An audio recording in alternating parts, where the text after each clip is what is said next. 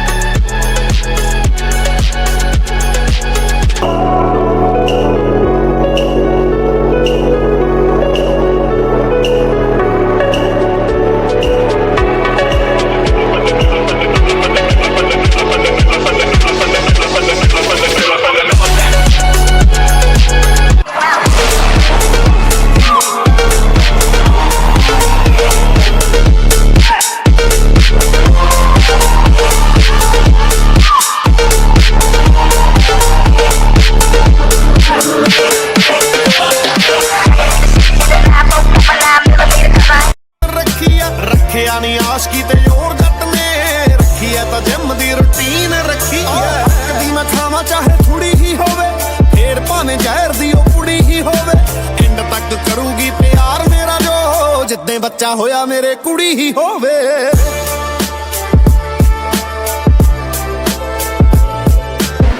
है कौन? Right?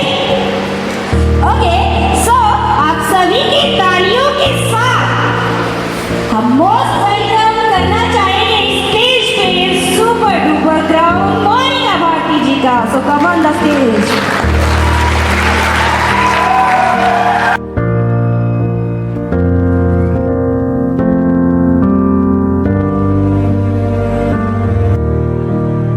Thank you so much. सबसे पहले तो सभी बैठ जाए। मैं आज एक चीज कहना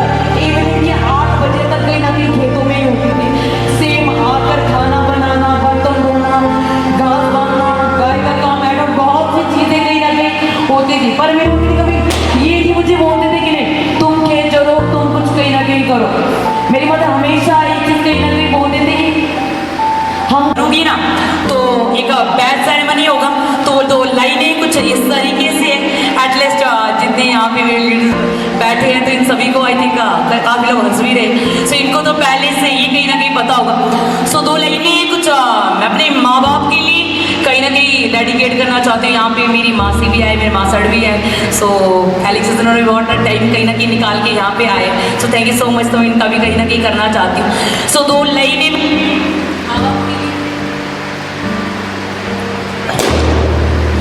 तो लाइने में एटलीस्ट एंडिंग में अपने माँ बाप के लिए करना चाहती हूँ, बिकॉज मैंने ये लाइनें उस टाइम पे तय की थी सनर जिस टाइम पे मेरा अप्रूवल हुआ था, तो उसमें लास्ट लाइन कहीं ना कहीं एक लाइन ये थी कि मैं क्या लिखूँ अपने माँ के लिए, मैं क्या लिखूँ अपने माँ के लिए, मैं खुद माँ की लिखावट। जो लाइनें कहीं ना कहीं मैंने अपने पेरेंट्स के लिए कहीं ना कहीं सोचा था। सो 2 लाइनें कुछ इस तरह से है, ना रोना ना डरना ना हिचकी, ना रोना ना डरना ना हिचकी, याद रख मोनिका तुम बेटी हो किसकी, याद रख मोनिका तुम बेटी हो किसकी।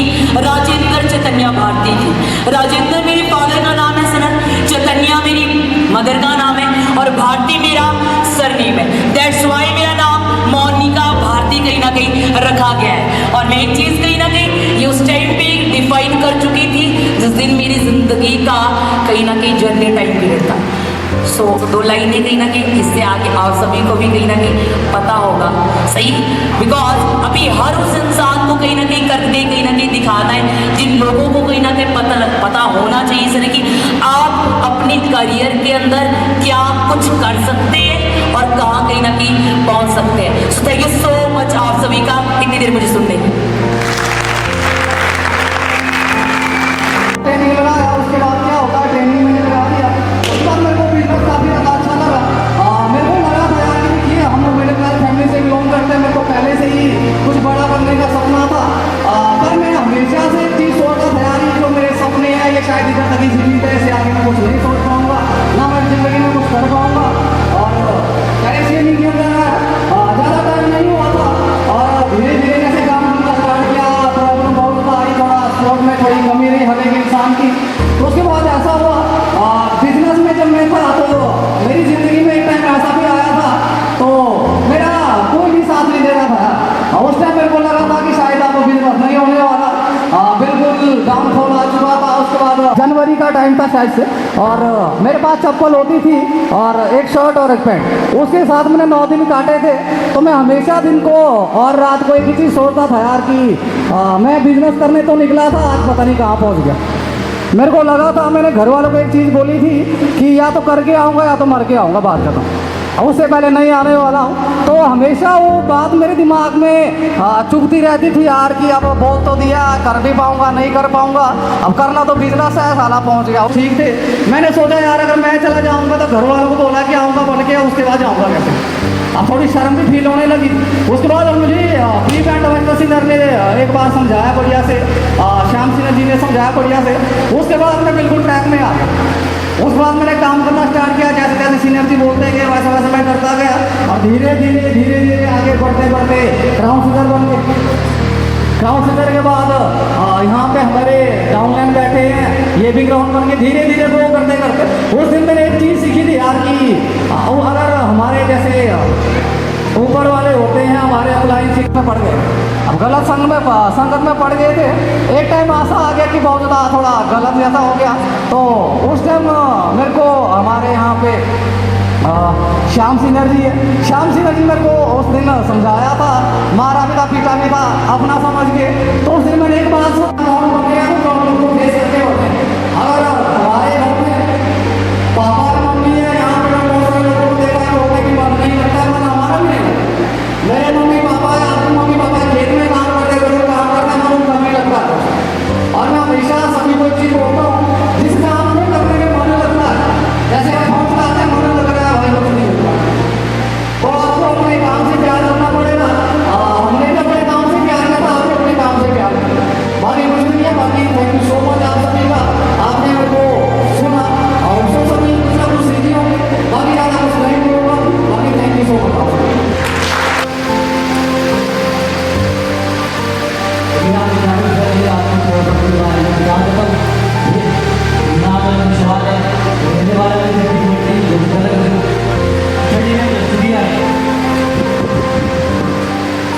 और थोड़ा मैं आपको अपनी बिजनेस की जर्नी के बारे में बताऊँ तो मेरा पहला दिन का यहाँ पे बुलाने के लिए हमारे दोस्त का भी बाकी थैंक यू सो मच इस इंडस्ट्री में आने का मेरे अपलाइन क्राउन विशाल जी, बाकी thank you so much super transitioner Yuvraj ji, thank you so much super duper transitioner Monika Bhatt ji, बाकी थैंक यू सो मच हमारे ब्रांच हेड सीनो टकराल जी, बाकी हमारे ब्रांड एम्बेसडर सीनियर है ट्रांसिजर है, बाकी कम्युनिटी है हमारी सारी, बाकी सभी का थैंक यू सो मच।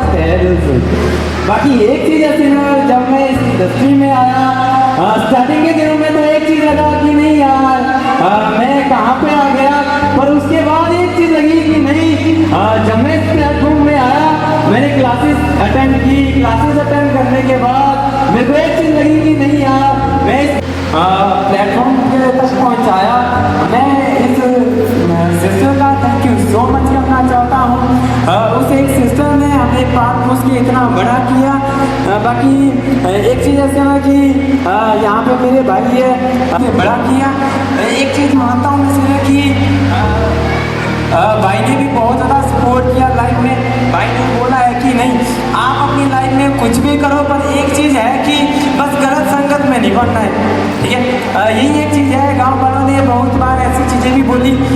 मैं जुगुंदा नगर में पढ़ता था, जुगुंदा नगर में पढ़ने के बावजूद हर एक गाँव वाले मिलते थे, वो घर में भाई के पास बोलते थे कि नहीं यार आपका छोटा भाई नशे में पड़ गया है, ये कर रहा है वो कर रहा है।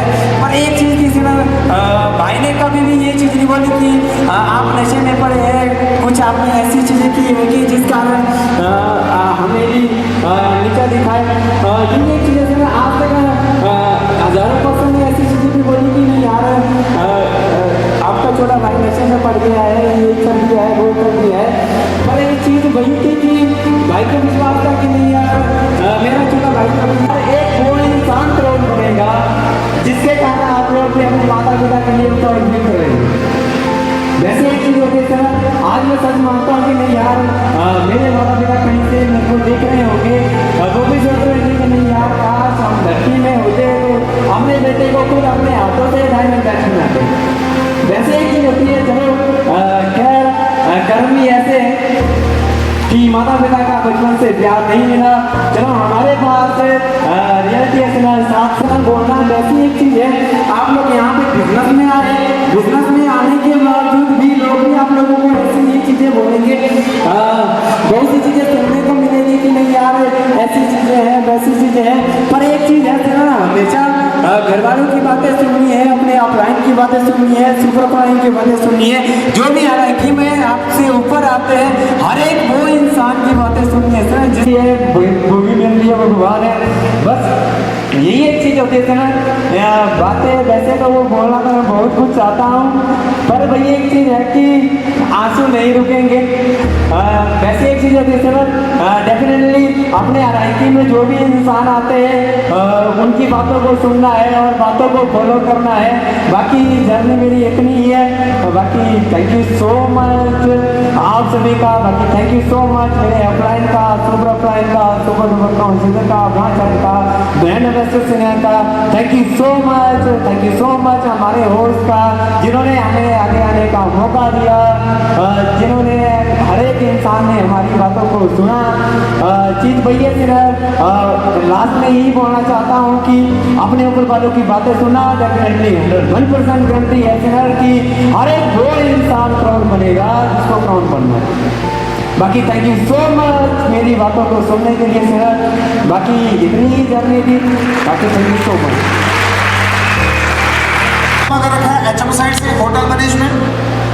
होटल मैनेजमेंट करने के बाद इस डायरेक्ट सेलिंग इंडस्ट्री में आया, बट उससे पहले मैंने ऑलरेडी 6 साल जॉब भी करी है एज ए शेफ। उस होटल इंडस्ट्री को छोड़ने के बावजूद इस इंडस्ट्री का हिस्सा बना हूँ और आज तकरीबन 8.5 साल डायरेक्ट सेलिंग करते हो चुके हैं।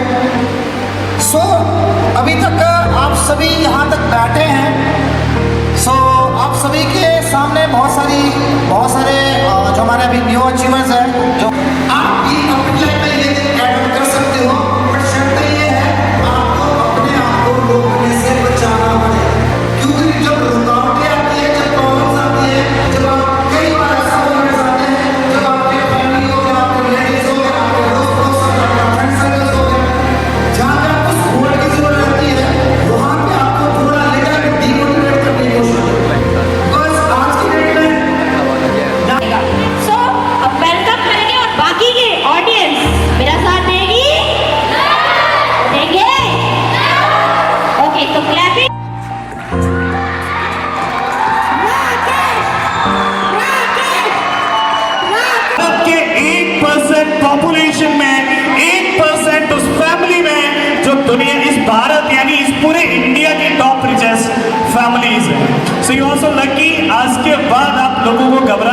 जरूरत बिल्कुल भी नहीं है, क्योंकि अब आपके कंधे के बोझ उठाने के लिए सारा बन चुका है आपका वो बच्चा जो महीने का कितना कमा सकता है, कितना कमा सकता है।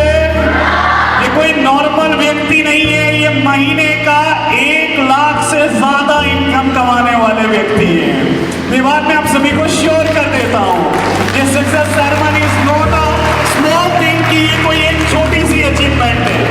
एंड प्रैक्टिकल थिंग, इन सभी के जुबानी आप सभी ने सुना होगा, इन सभी का स्ट्रगल मैंने भी सुना, मैं यहाँ पर बैठा था।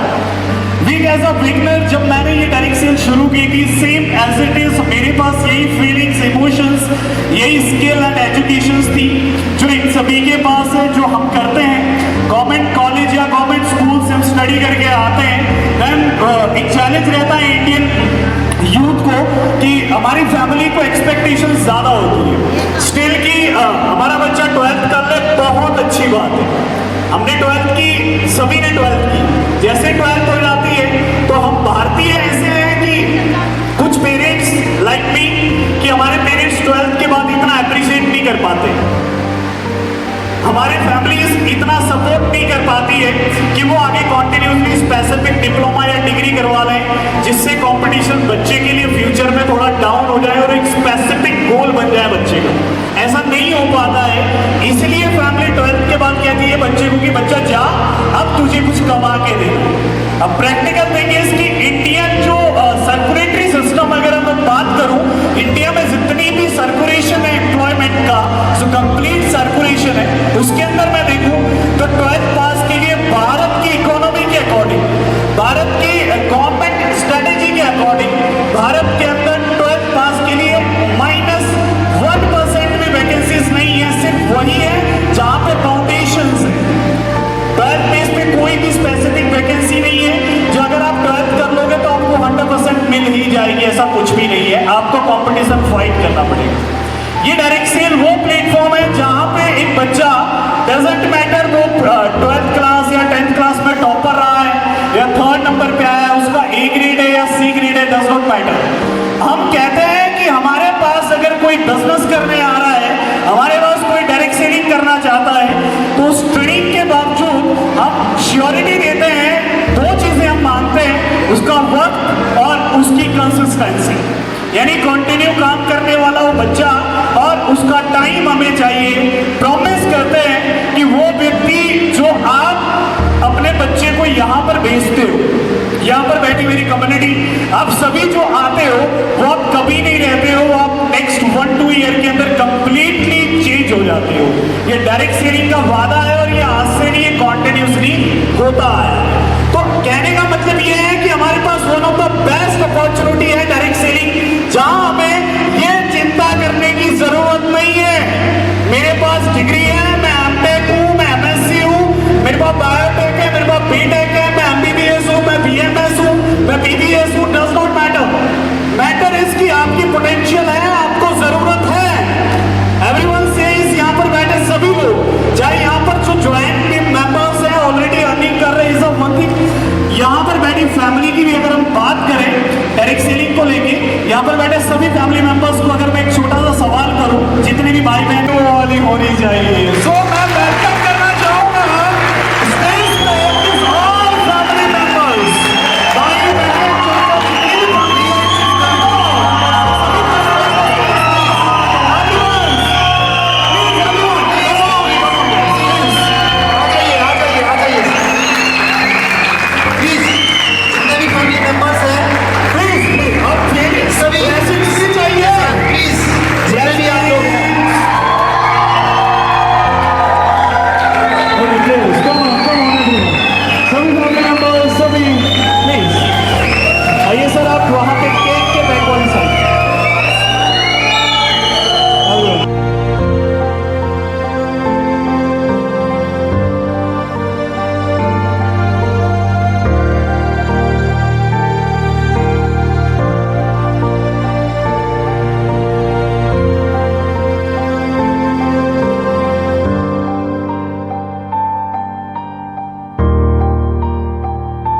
प्लीज आइए, आप जल्दी आइए।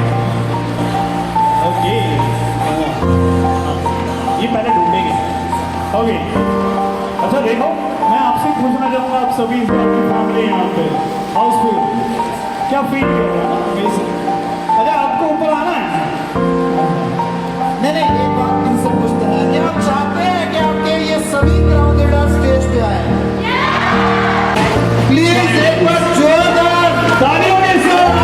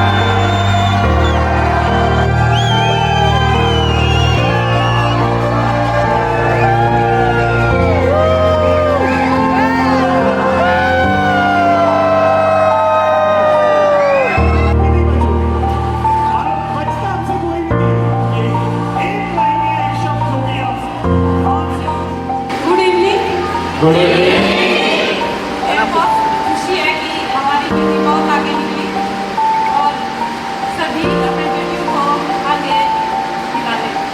Okay, thank you so much, thank you so much. हम सुनना चाहिए, सुनना चाहिए।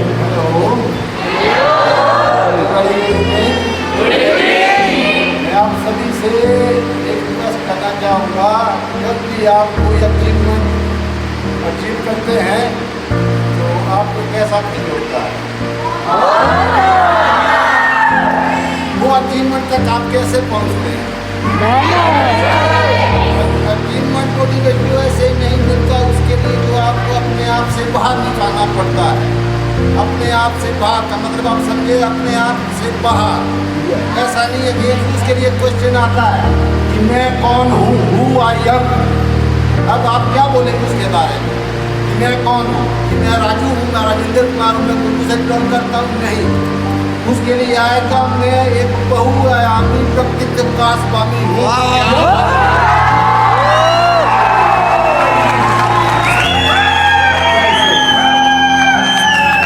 वर्ल्ड का वो आ जाता, बहुआयामी व्यक्तित्व का स्वामी हूँ। क्या बात है। आपको ये समझो, डेफिनेटली आत्मविश्वास को बढ़ाने की सबसे सर्वोत्तम लाइन कही है बादल साहब ने, और ये हम हमेशा याद रखेंगे इस लाइन को। बाकी ज़्यादा मैं क्या कह सकता हूँ, मैं आप सभी से ये कहना चाहता हूँ, विश्वास रखें, बस अपने आप से बाहर निकल के देखो। दुनिया बहुत छोटी, आप सोचते कि बड़ी है, बड़ी नहीं है, छोटी है, आप बड़े हैं। डेफिनेटली, डेफिनेटली, यानी अपना बेस्ट।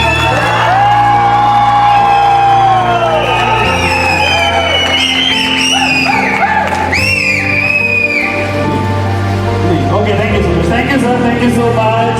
अब जा सकते हैं वापस। हम आगे अपने ट्रिप करना सभी की।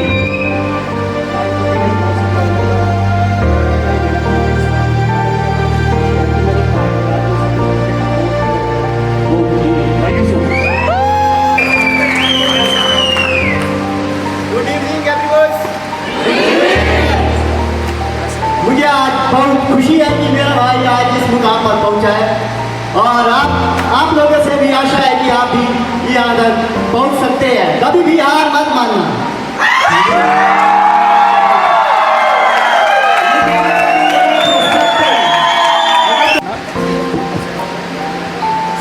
नहीं, आप जो भी बोलो हमारे लिए ब्लेसिंग है, हमारे लिए आशीर्वाद है। तो आप कुछ भी बोलो, आप बोल दो हमारे लिए कि तुम सब कामयाब हो जाओगे, हम हो जाएंगे।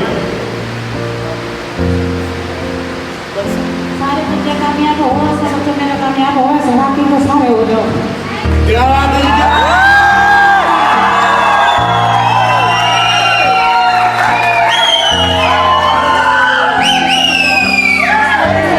भाई पहुंचा जा, आप सभी पहुंचे, आप सबको पहुंचा। आप मेरे भाई यहाँ पहुंचा, आप सब पहुंचे, आपको अपना नहीं करो। जब मेरे भाई पहुंचा, फिर आप भी पहुंचे, इसमें बहुत ही ज़्यादा मैं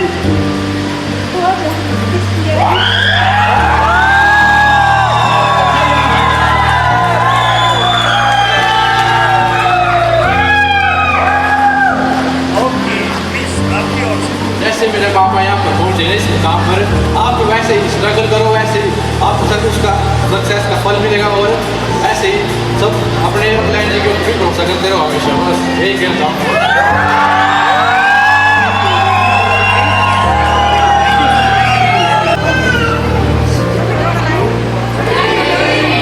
हमारा भाई मुकाम तक पहुंचा है। मैं चाहती हूँ कि आप भी इसी मुकाम तक पहुंचे और हमारे भाई की तरह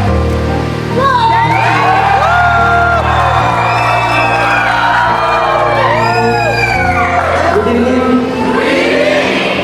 आप भी मेरे ब्रदर की तरह ऊंचाइयों को छुए, आप भी इसी स्टेज पे ग्राउंड बने। बस मैं आपके लिए 2 लाइनें सुनाना चाहूँगा गाने की।